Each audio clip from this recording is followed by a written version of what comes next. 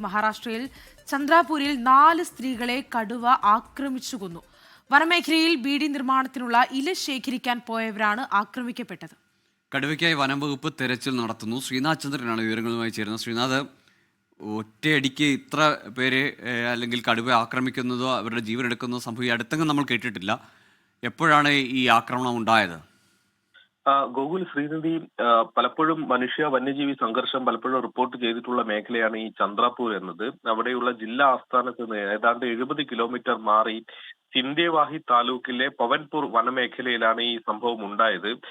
പുലർച്ചെ സ്ത്രീകളുടെ ഒരു സംഘം, 13 പേരടങ്ങുന്ന ഒരു സംഘം വനത്തിലേക്ക് പോകുന്നു. ബീഡി നിർമ്മാണത്തിന് ഉപയോഗിക്കുന്ന ടെണ്ടു എന്ന ഇല ശേഖരിക്കാൻ പോയതാണ് ഈ സ്ത്രീകളുടെ ഈ സംഘം. അവിടെ വെച്ചാണ് രാവിലെ 8 മണിയോടെയാണ് ഈ ആക്രമണം ഉണ്ടായത്. കടുവ ഇവർക്ക് നേരെ ചാടി വീഴുന്നു.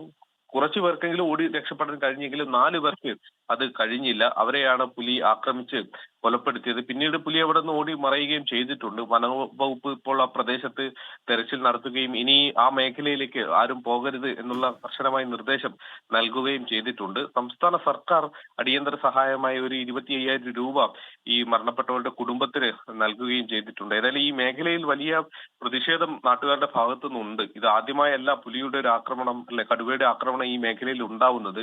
അത് മുൻപും ഉണ്ടായിട്ടുണ്ട്. അതിന്റെ ഏറ്റവും ഗുരുതരമായ ഒരു സാഹചര്യമാണ് കഴിഞ്ഞ ദിവസം ഉണ്ടായത്.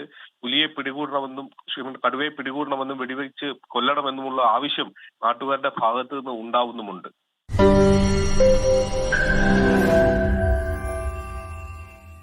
ലോകത്തെവിടെയായാലും ഏത് സമയത്തും 24 വാർത്തകളും ഓഗ്മെന്റഡ് റിയാലിറ്റി പാക്കേജുകളും എക്സ്പ്ലെയിനറുകളും വിശദമായി കാണാൻ ഞങ്ങളുടെ യൂട്യൂബ് ചാനൽ നിങ്ങൾക്ക് സബ്സ്ക്രൈബ് ചെയ്യാം.